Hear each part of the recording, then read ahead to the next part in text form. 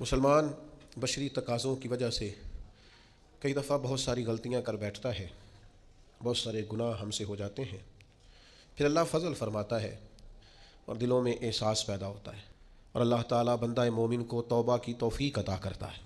اب یہ کہ توبہ کسی شخص نے کی، اللہ کے حضور وہ رجوع لایا، اس نے ارادہ کیا کہ اب وہ اپنے مالک کا فرما بردار بن کر وقت گزارے گا، نافرمانیوں سے اللہ تبارک و تعالیٰ کی بارگاہ کی جتنی بھی اس سے نافرمانی ہوئی ہے اس سے وہ سچے دل سے تائب ہوگا، تو اس کے لیے وہ کیا کرے؟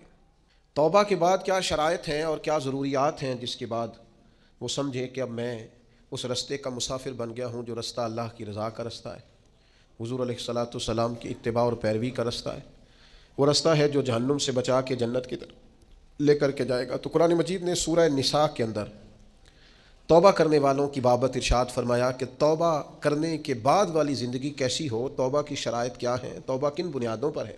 کیا خالی توبہ توبہ پکار لینے سے، شب برات کی رات رو لینے سے، شب قدر کی رات آنسو بہا لینے سے اور اللہ کی بارگاہ میں 2 نفل ادا کر لینے سے توبہ مکمل ہو گئی؟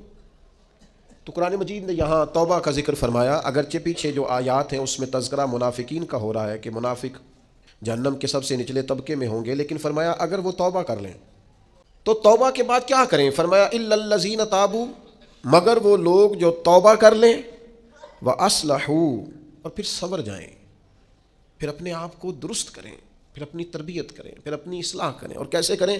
واعتصموا باللہ، اللہ کی رسی کو مضبوطی سے تھام لیں، اللہ کے ساتھ جڑ جائیں، رب رسول سے رشتہ مضبوط کر لیں۔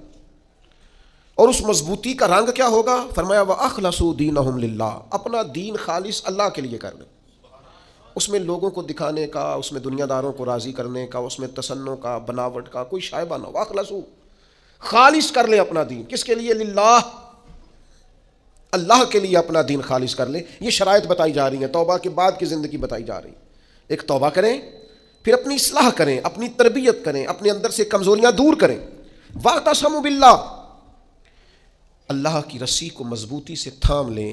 اور پھر ارشاد فرمایا کہ وَأَخْلَصُوا دِينَهُمْ لِلَّهِ، اپنا دین خالص کریں اللہ کے لیے۔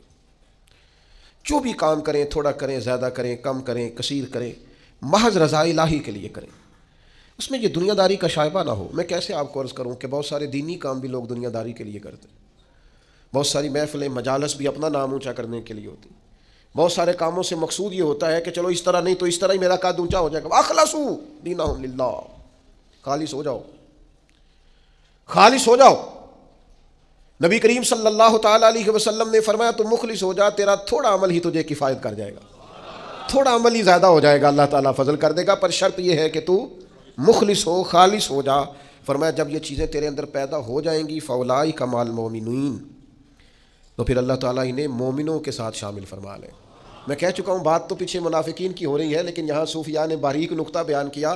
فرمایا جب تو توبہ کرے گا، جب تو اپنی اصلاح کرے گا، جب تو اللہ کی رسی مضبوطی سے تھام لے گا، جب تو اپنا دین اللہ کے لیے خالص کر لے گا، پھر اللہ تجھے اپنے کامل بندوں میں شامل فرما لے گا، پھر تو کاملین میں آ جائے گا۔ مومن جو کامل ہوتے ہیں ان کی صفوں میں اللہ تجھے کھڑا کرے گا۔ وَسَوْفَ يُؤْتِ اللَّهُ الْمُؤْمِنِينَ أَجْرًا عَظِيمًا، اور فرمایا ان قریب اللہ مومنوں کو بڑا ہی اجر عطا فرمانے والا ہے۔ کہ جن بندوں میں تمہیں شامل کیا جائے گا ان قریب تم دیکھو گے اللہ انہیں بڑا اجر عطا کرنے والا ہے۔ اور جو اگلی آیت ہے نا، دل میں ہو دھڑکن، دل مردہ نہ ہو، ضمیر زندہ ہو، تو یہ جو اگلی آیت ہے نا قرآن مجید کی سورہ نساء کی اور 5ویں پارے کی آخری آیت، یہ عجیب اللہ کے انداز کریمانہ کا پتہ دیتی ہے۔ یہ بڑے انوکھے انداز میں بندہ مومن سے خطاب کرتی ہے، یہ بڑے انوکھے انداز سے کافر کو، منافق کو بھی سمجھاتی ہے۔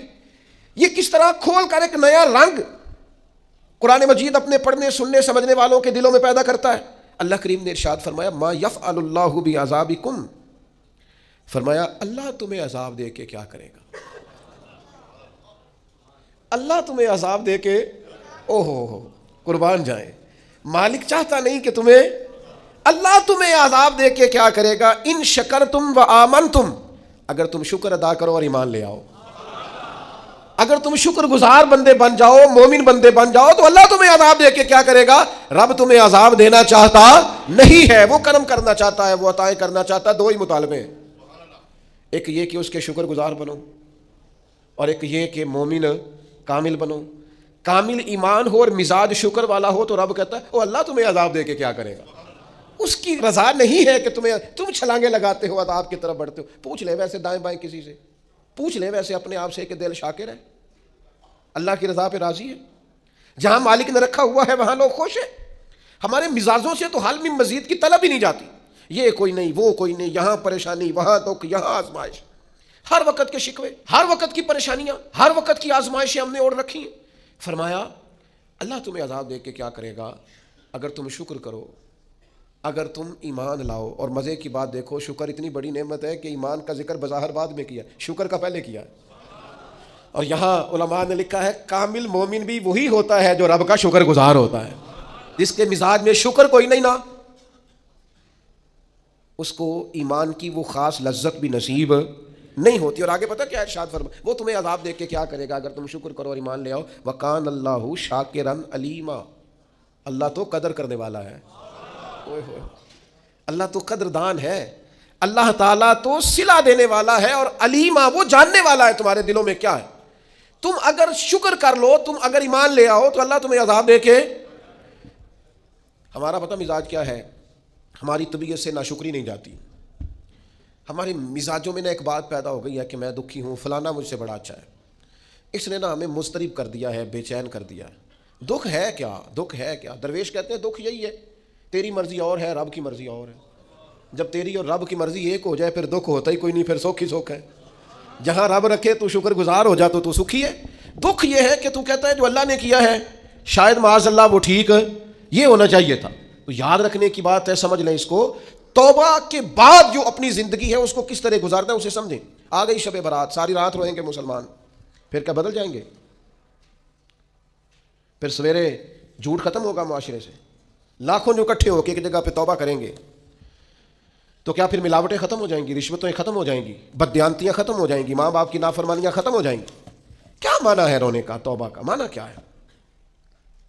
او بھائی مزاج کو سمجھیں, دین کی حقیقت کو سمجھیں.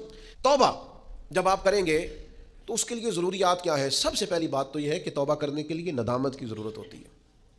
نبی اکرم صلی اللہ تعالیٰ علیہ وسلم نے ارشاد فرمایا, یہ احمد بن حنبل میں بھی حدیث ہے, مسند امام احمد بن حنبل میں, ابن ماجہ میں, دیگر کتب حدیث میں بھی محبوب نے فرمایا ندامت کا نام توبہ ہے, شرمندگی کا نام توبہ ہے, غلطی کر کے احساس ہو جانے کا نام. اور جن لوگوں میں احساس نہیں ان کی کوئی توبہ نہیں. مجھے یاد تو نہیں جی کبھی کسی کا دل دکھایا ہو, مجھے یاد تو نہیں کبھی کسی کا برا چاہا ہو, مجھے یاد تو نہیں کبھی کسی کا نقصان کیا ہو, پر میں اللہ کی بارگاہ میں توبہ کرتا ہوں. بھئی آپ پاک صاف اتنے ہیں تو توبہ کس بات کی؟ آپ میں جب ندامت ہی نہیں پیدا ہو رہی, آپ گناہ کو گناہ ہی تسلیم نہیں کر رہے, اپنی غلطی نہیں مان رہے, تو توبہ کاہے کی؟ تو توبہ کرنے سے پہلے احساس پیدا کرنا, ندامت پیدا کرنا, شرمندگی دل میں پیدا ہونا, یہ تو پہلی سیڑھی ہے.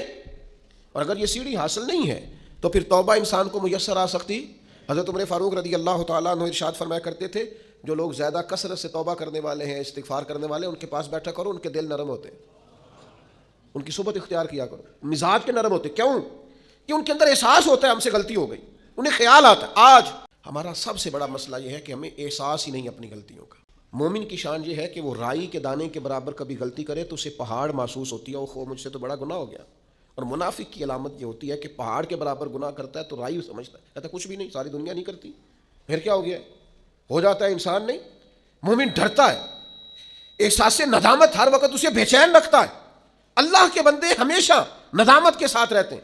دلوں میں احساس تو پیدا کریں, طبیعت تو ہو یار کہ مجھ سے غلطی ہوئی ہے.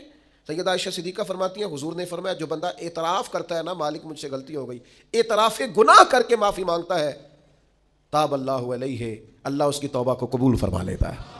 اعتراف ہی نہیں, ہم نے جرم کیا ہی کوئی نہیں, ہمارے اندر کوئی غلطی ہے ہی نہیں سرے سے. جب ہم یہ